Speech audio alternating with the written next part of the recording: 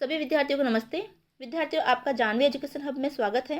तो इस वीडियो के अंतर्गत हम NIOS क्लास 10th के अंतर्गत जो हिंदी विषय है, इस हिंदी विषय के जो बोर्ड आधारित प्रश्न पत्र है उस पर हम चर्चा करेंगे।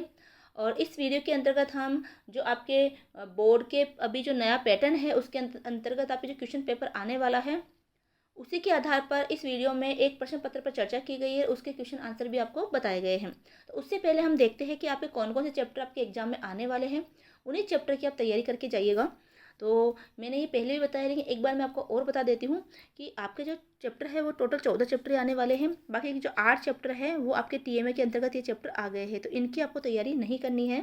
ठीक है, कुल आपके 22 चैप्टर हैं, तो ये 14 चैप्टर है, उन्हीं की आपको तैयारी करके जानी है।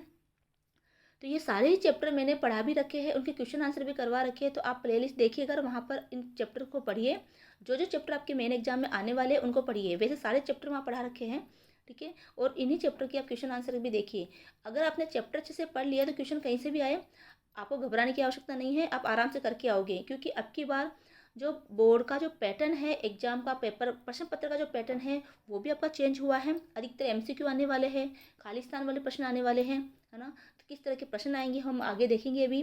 तो ये चैप्टर है आपके, इन चैप्टर की ही आपको तैयारी करनी है। टोटल इस तरह से देखा जाए तो आपके 14 चैप्टर हैं। 14 चैप्टर में आपके सार लेखन, पत्र लेखन, निबंध लेखन, इसका अलग से क्वेश्चन आते ही है। निबंध आपके आते हैं, पत्र आपका आएगा, सार लेखन आएगा। बच्चे आपके चैप्टर जो है कौन से, ये चैप्टर जो 11 चैप्टर लमसम बैठ रहे हैं, इन 11 चैप्टर को आप अच्छे से पढ़ के जाइए। चैप्टर की कहानियाँ है, कविता है, कविता की एक एक लाइन आपको पता होनी चाहिए, उसका अर्थ पता होना चाहिए। क्योंकि लाइनों से ही क्या बनती है, रिक्त स्थान बनेगा। वहीं से आपके जो मिलान वाले प्रश्न हैं, खाली स्थान वाले प्रश्न हैं वो बनेंगे, और साथ में MCQ वाले क्वेश्चन हैं वो उसमें से बनाए जाएंगे। ठीक है, साथ में आपके जो 11 चैप्टर है ये वाले चैप्टर, ठीक है, इन चैप्टर्स के आपके पाठ का नाम और इनके लेखक और कवि का नाम भी आपको याद होना चाहिए। तो अब हम एक प्रश्न पत्र पर चर्चा करते हैं जो मोस्ट इम्पोर्टेंट क्वेश्चन है, साथ साथ में आपका प्रैक्टिस भी होता जाएगा। तो चलते हैं क्वेश्चन पेपर पर। तो आगे बढ़ने से पहले आपसे गुजारिश है कि आप चैनल को सब्सक्राइब करें, वीडियो को लाइक करें और शेयर जरूर करें। तो देखिए, इस तरह का आपका प्रश्न पत्र का पैटर्न आने वाला है। ये प्रश्न पत्र का पैटर्न है, नमूना है कि इस तरह से आपका प्रश्न पत्र आएगा, साथ साथ में इसमें मोस्ट इम्पोर्टेंट क्वेश्चन भी है। चलो, तो ये देखो, इस तरह से आपका पेपर आएगा और आपको ये प्रश्न जो है टोटल इसमें 37 प्रश्न आएंगे और 14 जो है पेजेस होंगे आपके, और 37 प्रश्न होंगे। और आपका जो हिंदी का पेपर है 2 खंडों में विभाजित होगा, खंड A और खंड B। ठीक है, तो खंड अ प्रश्न पत्र को खंड अ और खंड ब में बांटा गया है। खंड अ में टोटल आपके 27 प्रश्न हो गए। तो जो खंड अ है वो बहुविकल्पी प्रश्न होगा, ठीक है, जिसमें MCQ आ गए आपके, वस्तुनिष्ठ प्रश्न आ गए आपके, खाली स्थान वाले आ गए, मिलान वाले आ गए, कोई पैराग्राफ या कोई गद्यांश दे दिया गया, कोई काव्यांश दे दिया गया, उसमें से कुछ क्वेश्चन पूछ लिए गए, ग्रामर वाले क्वेश्चन आ गए। तो इस तरह से 27 क्वेश्चन खंड अ में पूछे जाएंगे। और फिर 15 जो बाकी के जो क्वेश्चन है ना, 27 के अलावा बाकी जो क्वेश्चन है वो आपके जो बड़े वाले क्वेश्चनों के अंतर्गत आएंगे, जिसके अंदर आपके पाठ संबंधित प्रश्न पूछे जाएंगे। जो आपके पठित गद्यांश है उसमें से प्रश्न पूछे जाएंगे, सारांश है, पत्र है, व्याख्या है, काव्य सौंदर्य है ना, कविताओं का, है ना, और गद्यांश का व्याख्या करनी है। इस तरह के क्वेश्चन आपके आएंगे। तो ये प्रश्न इस तरह से दिए गए हैं। तो एक बार हम देख लेते हैं कि खंड अ में कुल 27 प्रश्न है। इनमें से प्रश्न संख्या 1 से 5 पठित कविता पर आधारित पठित कविता पर प्रश्न रहेंगे। संख्या 6 अपठित कविता, यानी देखो 1 से 5 तक आपकी जो पठित कविता है, यानी आपके 5 या 6 कविता ही आने वाली है टोटल। ठीक है, पहले टोटल 8 कविता थी, लेकिन आपके 5 कविता ही आपके एग्जाम में आने, तो पाँचों कविता को आप अच्छे से पढ़ के जाइएगा। बफ्रीकेशन में मैंने स्टार्टिंग में बता दिया है कौन कौन से कविता वाले पाठ है, कविता का नाम, कवि का नाम, कविता के पाठ का नाम, और उस कविता को अच्छे से पढ़ के जाइए आप। ठीक है, तो ये 1 से 5 कविता है, जिसमें से प्रश्न वस्तुनिष्ठ वाले पूछे जाएंगे। प्रश्न संख्या 6 अपठित कविता, है ना, अपठित कविता आएगी। ठीक है, उस पर प्रश्न हो गए। और प्रश्न संख्या 7 और 19 पठित कविता पर, प्रश्न संख्या 20 अपठित गद्यांश पर, प्रश्न संख्या 20 जो कि अपठित गद्यांश पर होगा। और प्रश्न संख्या 21 से 27 व्याकरण पर आधारित प्रश्न हो गए। प्रश्नों के साथ निर्देशानुसार उसके आंतरिक विकल्प भी दिए गए होंगे। आंतरिक विकल्प पर अथवा में कुछ क्वेश्चन दिए जाएंगे, तो अथवा में से आपको एक ही क्वेश्चन करना होता है। इसी तरह खंड ब में कुल 10 प्रश्न हो गए। ठीक है, इसमें से प्रश्न संख्या 28 और 30, 28 से 30 है पठित कविता पर, प्रश्न संख्या तो पठित कविता पर हो गई। प्रश्न संख्या 31 से 34 पठित गद्य पर होगा, यानी आपने वो कविता किताब में से ही ली जाएगी, उसी में से कोई प्रश्न पूछा जाएगा।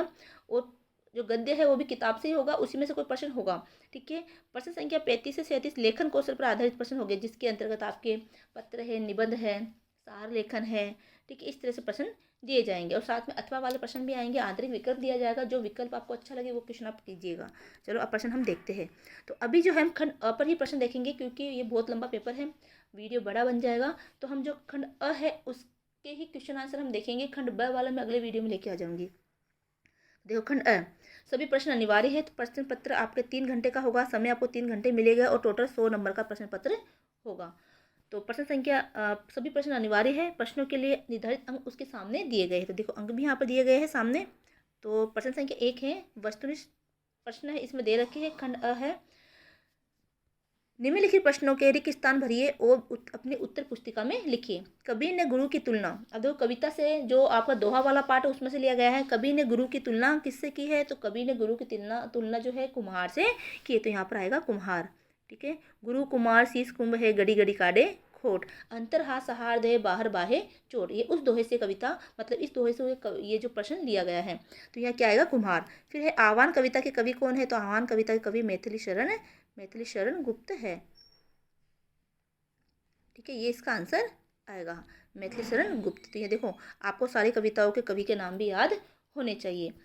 फिर अगला प्रश्न है, पौरुष पाठ में पौरुष शब्द का अर्थ क्या है? तो ये देखो, यह आपकी जो आह्वान कविता है, आह्वान वाले पाठ से लिया गया, जिसके कवि मैथिली शरण गुप्त है। सॉरी, आह्वान वाले पाठ से है, जिसके कवि मैथिली शरण गुप्त है। तो पौरुष का पाठ में पौरुष शब्द का अर्थ है, तो वो है, पौरुष शब्द का अर्थ है परिश्रम। क्या है इसका अर्थ? परिश्रम। तो ये इसका आंसर है। अब देखो अथवा दे रखा है, यानी विकल्प दिया हुआ है ना। तो आपको दोनों में से एक ही क्वेश्चन आपको करना है। चलो, तो आप अथवा डाल के कीजिएगा। तो और साथ में आपको ये ध्यान रखना है, देखो प्रश्न संख्या 2 है, तो प्रश्न संख्या दो और उसका उत्तर जो आप अथवा वाला कर रहे हो तो आप लिखोगे अथवा, है ना, अथवा करके और फिर सेकंड करके और इसका आंसर लिखोगे। ठीक है, चलो इसमें देखते हैं।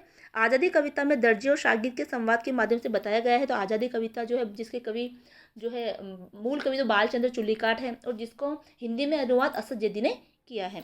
तो इसमें किसके बारे में बताया गया? दर्जी और शागिर्द के संवाद, यानी आपसी बातचीत है, उसमें बताया गया है कर्तव्य के महत्व को। यानी कि अगर वो कपड़े सिलते रहेंगे, अपने कर्तव्यों का पालन करते रहेंगे, तो ही उनकी आज़ादी बनी रहेगी। तो ये कर्तव्य के महत्व को इसमें बताया गया है। प्रश्न संख्या 3 है, निम्नलिखित प्रश्नों में से किन्हीं 3 प्रश्नों के रिक्त स्थान एक शब्द या वाक्यांश से भरिए और अपनी उत्तर पुस्तिका में लिखिए। अब देखो यहाँ रिक्त स्थान वाले प्रश्न आ गए, तो आपको ये ध्यान रखना है कितने प्रश्न आपको करने हैं। तो यहाँ पर सिर्फ 3 ही प्रश्न करने हैं। 4 या 5 प्रश्न इसमें दे रखे होंगे, 3 प्रश्न करने हैं, और ये प्रत्येक 1 अंक का प्रश्न होगा, यानी 3 अंक टोटल इसमें मिलेंगे।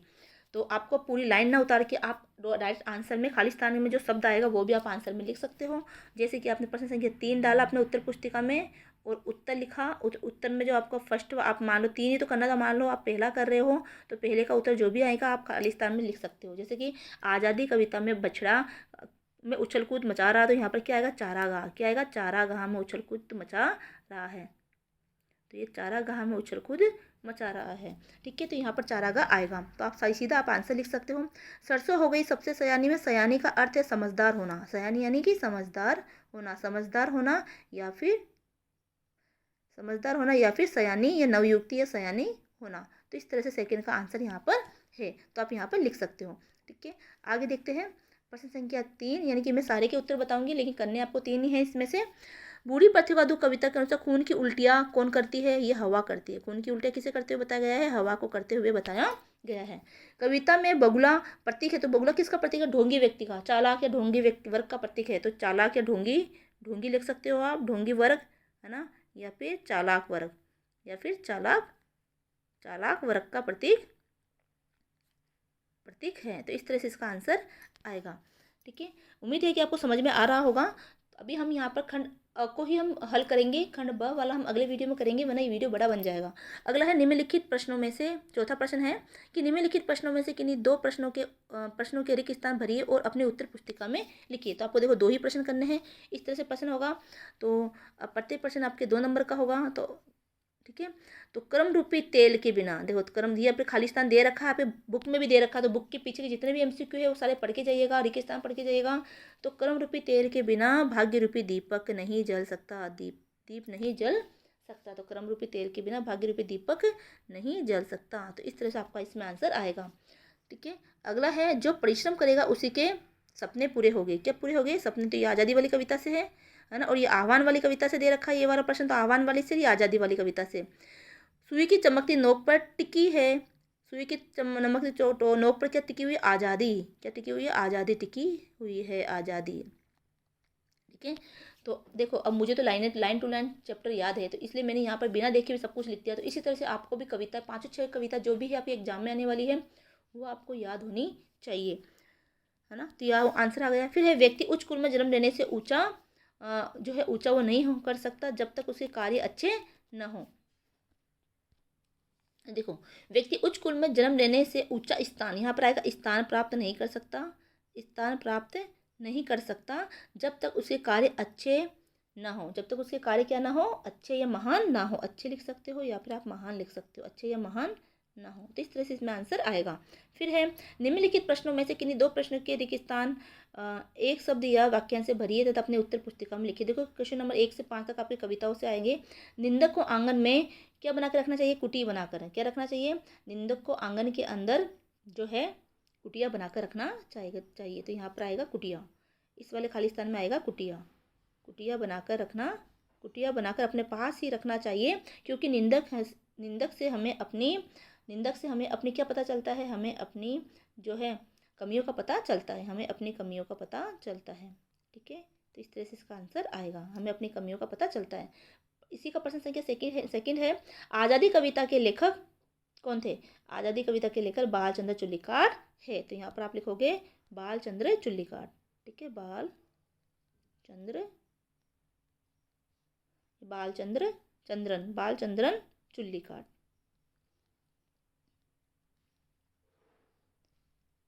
चुल्लीकाट है। तो आज़ादी कविता के लेखक कौन है? बालचंद्र चुल्लीकाट है। उन्होंने आज़ादी कविता को मलयालम भाषा में लिखा। तो कौन सी भाषा में लिखा? उन्होंने आज़ादी कविता को मलयालम भाषा में लिखा, क्योंकि बालचंद्र चुल्लीकाट है तो आज़ादी कविता को मलयालम में लिखा था, और इसका हिंदी में अनुवाद है वो असद जैदी ने किया था। मलयालम भाषा में लिखा, हिंदी में अनुवाद किसने किया था? असद जैदी ने किया था। नैना देह बताए सब हिये को हेत अहेत, है ना।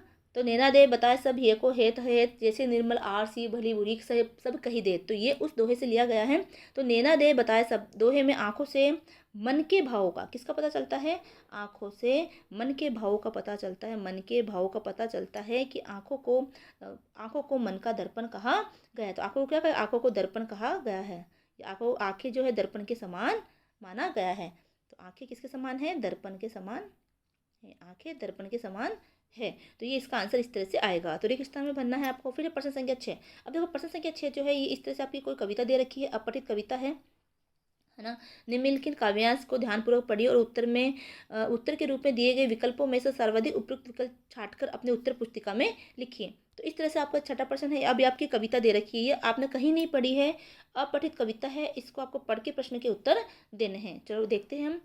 सुख दुख मुस्काना नीरज से रहना, सुख दुख मुस्काना नीरज से रहना, वीरों की माता हूँ वीरों की बहना, मैं वीर नारी हूँ साहस की बेटी, मातृभूमि रक्षा को वीर सजा देती, आकुल अंतर की पीर राष्ट्र हेतु सहना, वीरों की माता हूँ वीरों की बहना, मातृभूमि जन्मभूमि राष्ट्रभूमि मेरी। देखो एक नारी जो है अपनी वीर भावना को व्यक्त करती हुई लिखती है कि दुख सुख में भी वो नीरज से रहना। नीरज का मतलब होता है कमल, कि कमल कीचड़ में रहता है, उसको कई तरह की यातनाएं वो वहाँ झेलता है, कीचड़ है गंदगी है जो भी है, लेकिन वो पानी में रहता है ना, लेकिन फिर भी वो मुस्कुराता रहता है। ठीक है, तो ये इसी तरह से यह कह रही है कि मैं वीरों की माता हूँ वीरों की बहना हूँ, मैं वीरों की माँ हूँ वीरों की बहना हूँ, मैं वीर नारी हूँ और साहसी बेटी भी हूँ, मातृभूमि रक्षा के लिए मैं ही वीर को सजाती हूँ। ठीक है, आकुल अंतर की पीर राष्ट्र हेतु सेना, ये अंतर की जो आकुलता है, मन की जो भावनाएं हैं, मन की जो पीड़ा है, वो भी मैं अपनी राष्ट्र के लिए सह लेती हूँ। वीरों की ही माता हूँ और वीरों की ही बहना हूँ, और मातृभूमि जन्मभूमि है और राष्ट्रभूमि ही मेरी है। ठीक है, तो इस तरह से ये काव्यांश है। फिर आगे है कोटि कोटि वीर पूत द्वार द्वार देरी, जीवन भर मुस्काए भारत का आंगन अंगना, वीरों की माता हो वीरों की बहना। अब देखो इन्हीं में से कुछ क्वेश्चन पूछे गए हैं, तो आपको कविता के जो काव्यांश आया है उसको ध्यान से पढ़ना है। ये आपकी किताब में से नहीं है, अपठित काव्यांश है। अब इसका उत्तर हम देखेंगे कि सुख दुख में मुस्कुराते हुए कैसे रहना चाहिए। तो सुख दुख में मुस्कुराते हुए कैसे रहना चाहिए? धीरज के साथ रहना चाहिए, यानी धैर्य रखना चाहिए। इसी का प्रश्न संख्या 2 है आकुल अंतर की पीड़ा किसके लिए सहनी चाहिए। तो आकुल अंतर की जो पीड़ा है हमें अपने राष्ट्र के लिए सहनी चाहिए। तो आया भी है आकुल अंतर की पीड़ा राष्ट्र के लिए सहना है। फिर अगला प्रश्न है मातृभूमि जन्मभूमि, मातृभूमि जन्मभूमि उपयुक्त शब्द खाली स्थान से भरी है, तो यहाँ पर क्या आएगा, तो राष्ट्रभूमि है ना, मातृभूमि जन्मभूमि, मातृभूमि जन्मभूमि राष्ट्रभूमि मेरी, तो ये इसका आंसर है। फिर है चौथा है इसी का, भारत का आंगन कब तक मुस्काएगा, तो भारत का जो आंगन है वो जीवन भर मुस्काएगा। ठीक है, तो इसका आंसर क्या आएगा, जीवन भर मुस्काएगा। फिर है प्रश्न संख्या 7, प्रश्न संख्या 7 में ये है, निम्नलिखित प्रश्नों में से रिक्त स्थान भरिए और अपने उत्तर पुस्तिका में लिखिए। अब ये आपके पाठों से है, जो आपके चैप्टर हैं, गद्य वाले पाठ है, जैसे कि बहादुर वाला पाठ है ना, शतरंज से खिलाड़ी है, नाखून क्यों बढ़ते हैं, इन पाठों से लिया गया है। तो प्रश्न इसका है 7वें का पहला, महीन खाने से नौकर की आदत बिगड़ जाती है, ये बात किसने कही थी, तो ये बात किसने कही थी, पड़ोसिन ने कही थी, तो इसका आंसर आएगा पड़ोसिन ने। फिर है, निम्न में से अखबार के मुख्य अंग नहीं है, तो अखबार का मुख्य अंग कौन सा नहीं है, अखबार के देखो विज्ञापन होता है, मेन जो है ना कार्टून होता है, समाचार होते हैं, लेकिन मेन हेडिंग नहीं होता। मेन हेडिंग तो आपके समाचार का मुख्य अंग होता है, किसका होता है, समाचार का। ठीक है, ये अखबार अगर हम पूरा अखबार देखें तो उसमें समाचार होते हैं, विज्ञापन होते हैं, उसमें कार्टून भी होते हैं, लेकिन मेन हेडिंग जो है वो अखबार का अंग ना होकर समाचार का अंग होता है। ठीक है, तो आपके इस पाठ में समाचार के अंग कौन कौन से हैं, अखबार के अंग कौन कौन से है ना, और समाचार पत्रों का स्रोत कौन सा होता है, समाचारों का चयन कैसे किया जाता है, संपादकीय क्या होता है, करेक्शन क्या होता है, बाईलाइनर क्या होती है। ठीक है, विज्ञापन है ना, विज्ञापन की भाषा कैसी होनी चाहिए, समाचारों की भाषा कैसी होनी चाहिए, इस तरह के प्रश्न इस चैप्टर से बनते हैं, तो इस चैप्टर को अच्छे से पढ़ के जाइएगा। फिर है, गौरैया सुखी राजकुमार के सानिध्य में क्या सीखती है, तो गौरैया सुखी राजकुमार के सानिध्य में निस्वार्थ प्रेम सीखती है, तो ये इसका आंसर आएगा निस्वार्थ प्रेम। आपको पेपर नहीं उतारना, आपको डायरेक्ट आंसर लिखना है पेपर में। ठीक है, फिर है, अथवा में भी है, दोनों में से एक करना है। बहादुर कहानी में नौकर का स्वभाव कैसा था, तो बहादुर कहानी के अंदर जो नौकर का स्वभाव कैसा था, है ना, ईमानदार और मेहनती, मेहनती और बातूनी, चापलूस और क्रोधी, सहनशील और डरपोक, तो इसका आंसर आएगा ईमानदार और मेहनती, तो इसका आंसर है क। ठीक है, फिर अगला प्रश्न है, निम्नलिखित प्रश्नों के उत्तर के रूप में दिए गए विकल्पों में से सर्वाधिक उपयुक्त विकल्प छांटकर अपनी उत्तर पुस्तिका में लिखिए। तो हमें 9वां प्रश्न भी एमसीक्यू वाला ही है। पावस देख रही मन में पावस शब्द का अर्थ है, तो पावस शब्द किसका मतलब है, वर्षा ऋतु, तो पावस शब्द का मतलब है वर्षा ऋतु से। फिर अगला प्रश्न है, यदि पिताजी ने अपने पुत्र को पत्र लिख रहे हैं तो किस आदर्श सूचक शब्द का प्रयोग करेंगे, तो ये पत्र कैसे लिखे वाला जो पाठ है आपका उससे लिया गया है, तो आपको उस पाठ को पढ़ना है। पत्र के प्रकार कितने होते हैं, है ना, और किसके लिए किन किन शब्दों का प्रयोग किया जाता है, जैसे छोटों के लिए किन शब्दों का प्रयोग किया जाता है, आदर्श सूचक शब्द क्या है, संबोधन सूचक शब्द कौन कौन से हैं, बड़ों के लिए, छोटों के लिए, बराबर वालों के लिए, तो ये आप उसमें सारणी बनी हुई है, तो उसको पढ़ के जाइएगा। तो देखिए, तो है, यदि पिताजी अपने पुत्र को पत्र लिख रहे हैं तो किस आदर्श सूचक शब्द का प्रयोग करेंगे, तो वो करेंगे शुभ आशीष, किसका प्रयोग करेंगे, शुभ आशीष, तो शुभ आशीष उसको लिखेंगे। फिर प्रश्न संख्या 10, पावर देख रही मन कोयल साधे मौन, अब दादुर वक्ता भय हमको पूछत कौन, तो इसमें ऊपर दिए गए दोहे में कौन सा अलंकार है, तो इसमें है अन्योक्ति अलंकार, है ना, क्योंकि इसका अर्थ अन्य अर्थ भी इसमें निकल रहा है, तो अन्योक्ति अलंकार है। तो अन्य अर्थ क्या निकल रहा है, जैसे देखो इसका अर्थ तो यही निकल रहा है कि जो है पावस ऋतु देखकर, यानी वर्षात ऋतु देख करके कोयल जो है मौन साध लेती है, क्योंकि अब चारों तरफ मेंढके टर्राने लग जाते हैं, दादुर यानी मेंढक, मेंढक बोलने लग जाते हैं, वक्ता भय यानी कि मेंढक चारों तरफ टर्राने लगते हैं, तो कोयल की सुरीली आवाज़ कौन सुनेगा, तो इसीलिए कोयल जो है मेंढकों के टर्राने की आवाज़ सुनकर वो वर्षा ऋतु के अंदर मौन साध लेती है, और जब बसंत ऋतु आती है तो पंचम स्वर में, है ना, जो है कूकती है। तो इसी से एक अन्य अर्थ ये निकलता है कि जब मूर्खों का शोर शराबा ज़्यादा होता है तो उस समय ज्ञानी व्यक्ति को, विद्वान व्यक्ति को जो है अपनी बात को नहीं बोलना चाहिए, चुप्पी साध लेनी चाहिए, और मौका देखकर, अवसर देखकर ही विद्वान व्यक्ति को अपनी बात रखनी चाहिए। अगर वो मूर्खों के शोर शराबों में अपनी बात रखेंगे तो उसकी बात का कोई महत्व ही नहीं होगा। तो यही बात इस दोहे में समझाया गया है ना। तो यही कोयल के ऊपर भी, यही कोयल को एक प्रतीक बनाते हुए, तो कोयल किसका प्रतीक है, कोयल जो है ज्ञानी और विद्वान व्यक्ति का प्रतीक है, और दादुर यानी कि मेंढक किसके प्रतीक है, मूर्ख व्यक्तियों का प्रतीक है। अब इसी में अथवा दे रखा है, इसी में अथवा है कि दर्जी के अनुसार आज़ादी को भोगने का अधिकारी किसको कहा गया है, तो दर्जी के अनुसार आज़ादी को भोगने का अधिकारी वही है जो निरंतर कर्म करता है, तो इसका आंसर आएगा ये, है ना, जो निरंतर कर्म करता है। अगला प्रश्न है प्रश्न संख्या 11, मित्र के लिए सटीक संबोधन होता है, तो मित्र के लिए हम सटीक संबोधन शब्द, देखो एक तो होता संबोधन शब्द यानी कि हम जिससे बोलते हैं, और एक होता आदर्श सूचक शब्द, है ना, तो संबोधक शब्द होगा इसमें प्रिय, क्या आएगा, प्रिय, प्रिय मित्र, नमस्ते, तो जो प्रिय मित्र नमस्ते लिखा वो तो हो गया संबोधन हो गया, और फिर आदर्श सूचक शब्द हो गया नमस्ते, तो ये आएगा प्रिय मित्र। अथवा है, हृदय का दान से क्या अभिप्राय है? हृदय का दान जो आपकी चंद्रघना से लौटती वाली बेर है, जिसके कवि केदारनाथ अग्रवाल है, उस चैप्टर से लिया गया है कि हृदय का दान से क्या अभिप्राय है। तो हृदय के दान से अभिप्राय है हृदय का ना इलाज करना, प्यार करना, भला चाहना, इज्जत देना। तो इसका आएगा प्यार करना। तो ये इसका आंसर है। अगला प्रश्न है कि निम्नलिखित प्रश्नों के रिक्त स्थान एक शब्द या वाक्यांश से भरिए और अपनी उत्तर पुस्तिका में लिखिए। तो अब ये 12वां प्रश्न है। 12वें का पहला है, हुलिया टाइट कर दूंगा, ये बात बहादुर से किशोर ने कही थी। किसने कही थी? बहादुर से किशोर ने कही थी कि हुलिया टाइट कर दूंगा। अथवा बूढ़ी पृथ्वी का दुख कविता में मौन समाधि लिए किसको बैठा बताया गया? मौन समाधि लिए पहाड़ बैठा हुआ है। कौन बैठा हुआ है? पहाड़। और यहाँ आएगा किशोर, किशोर ने कही थी। ठीक है, तो इस तरह से आपको ध्यान रखना है। तो आपको चैप्टर अच्छे से क्लियर है तो आप इसका आंसर भी आराम से कर दोगे। तो मेन है चैप्टर को अच्छे से पढ़ के जाना। ठीक है, आज़ादी कविता के दो मुख्य पात्र थे। तो आज़ादी कविता में दो मुख्य पात्र कौन कौन थे? जो आज़ादी कविता हमने पढ़ी है तो उसके मुख्य पात्र उस्ताद और शागिर्द थे। कौन थे उसके? उस्ताद, उस्ताद जो दर्जी था, गुरु था, और शागिर्द, शागिर्द यानी उसका शिष्य। उस्ताद और शागिर्द थे। ठीक है, यहाँ और आएगा उस्ताद और शागिर्द। ये दो जो है वो आज़ादी कविता के मुख्य पात्र है। तो देखो पात्र से संबंधित प्रश्न भी आ सकता है ना। तो इस तरह से आंसर आपको लिखना है। फिर है सेकंड है, किसी घटना को रोचक रूप से प्रस्तुत करना। किसी भी घटना को, ठीक है, रोचक रूप से प्रस्तुत करना फीचर कहलाता है। क्या कहलाता है? फीचर कहलाता है। हम फीचर के बारे में पढ़ेंगे। ये अखबार की दुनिया वाले चैप्टर से आपके क्वेश्चन लिया गया है, फीचर कहलाता है। अब है प्रश्न संख्या 14, निम्नलिखित में से किन्हीं दो रिक्त स्थानों की पूर्ति कीजिए। अब देखो दो ही करना है, सारे नहीं करना आपको एग्जाम में, लेकिन आपको दो ही करना है।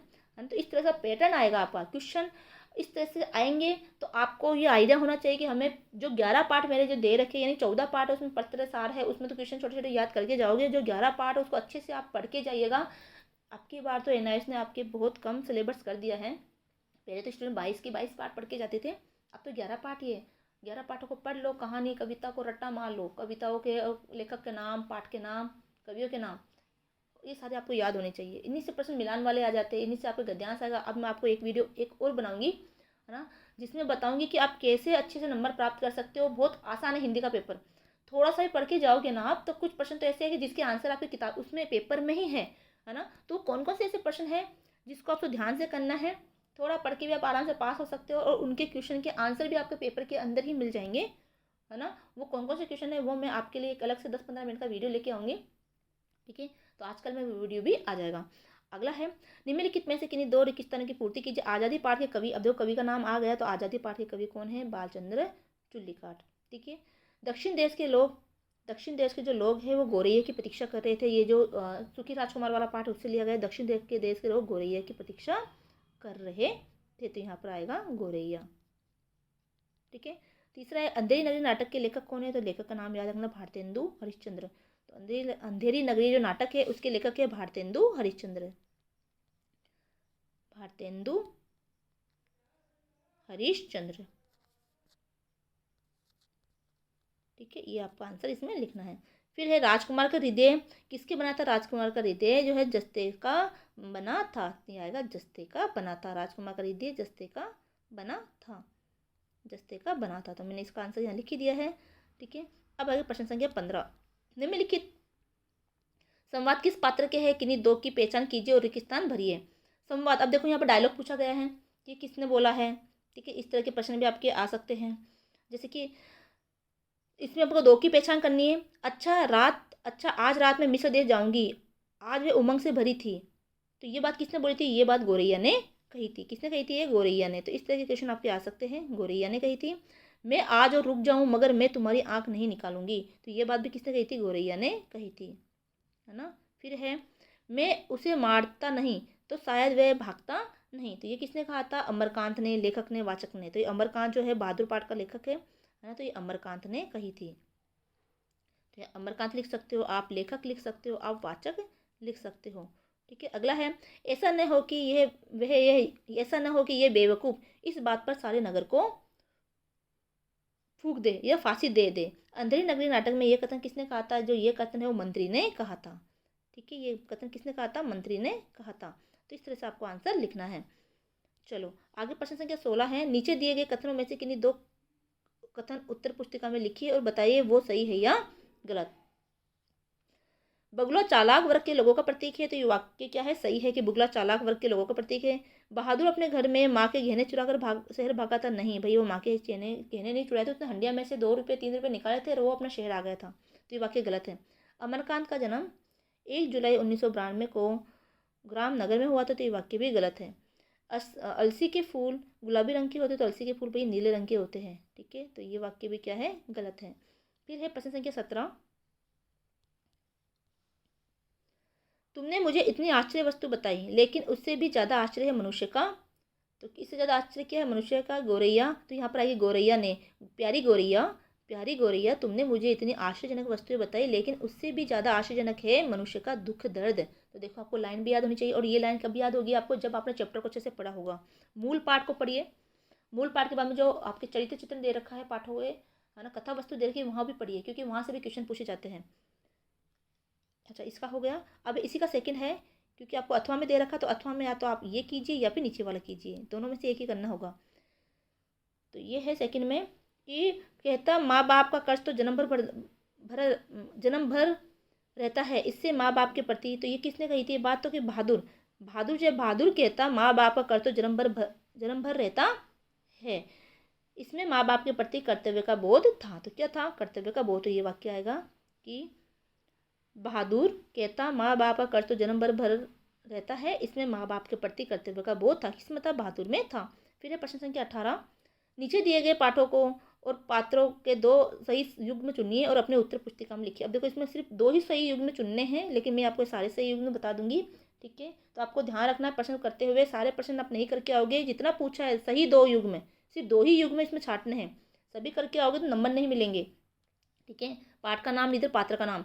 शतरंज के खिलाड़ी, तो शतरंज के खिलाड़ी में कौन था, मिर्जा जी थे, ठीक है। आज़ादी कविता में कौन था, उस्ताद थे, ठीक है। अंधेरी नगरी में कौन था, महन था। बहादुर कहाँ का है, किशोर वाले पाठ से है, ठीक है। तो अब आपको तो मैंने सारे मिला दिए, आपको इसमें किसी 2 को मिला के सामने लिखना है।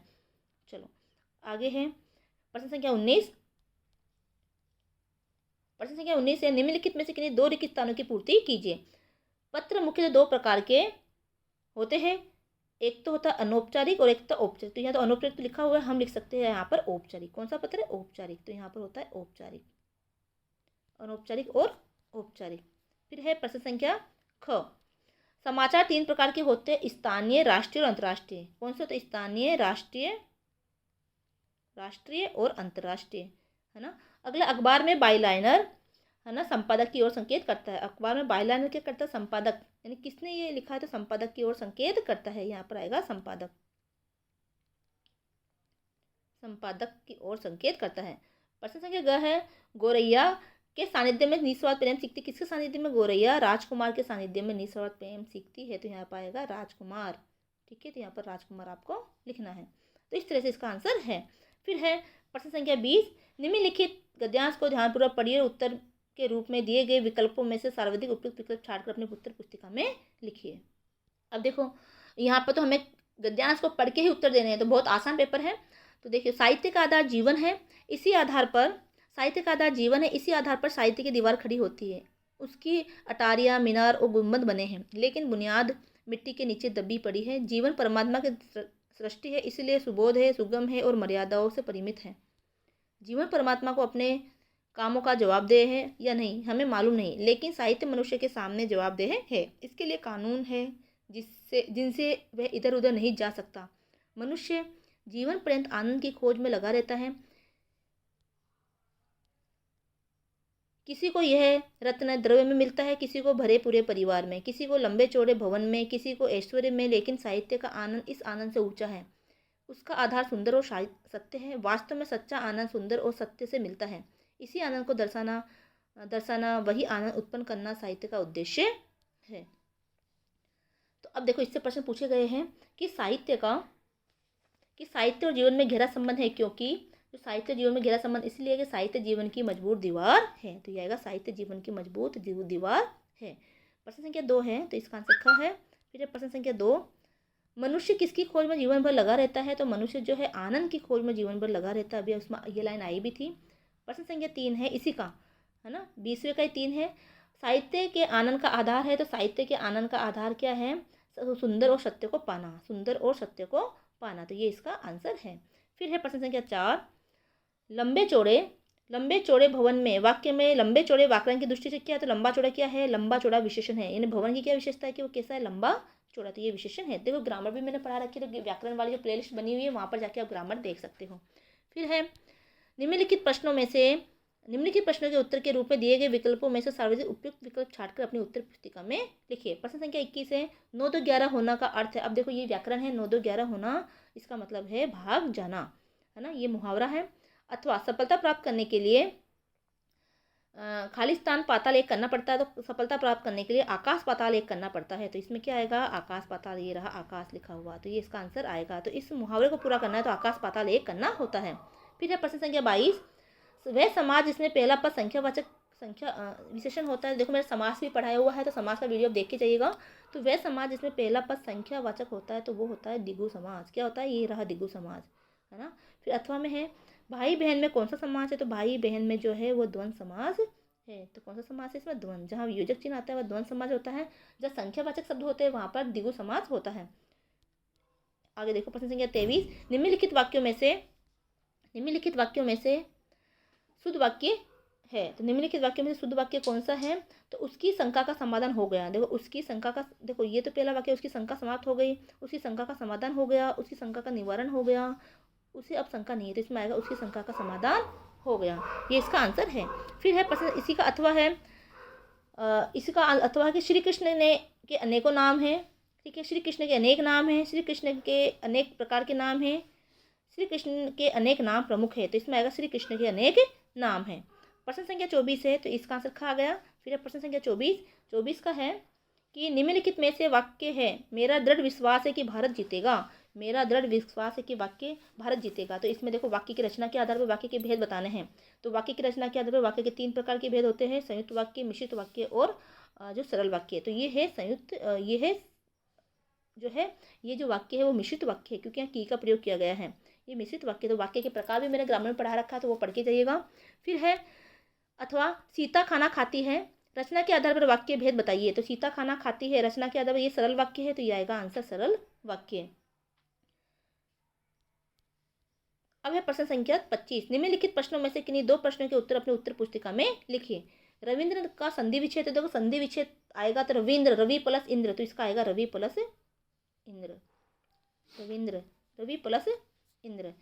ठीक है, फिर अगला है स्वागत का संधि विच्छेद है सु प्लस आगत, सु प्लस आगत, इसका संधि विच्छेद है। फिर विद्यालय का संधि विच्छेद है विद्या प्लस आलय, विद्यालय, चिकित्सालय, पुस्तकालय, तो विद्या प्लस आलय, ये इसका संधि विच्छेद है।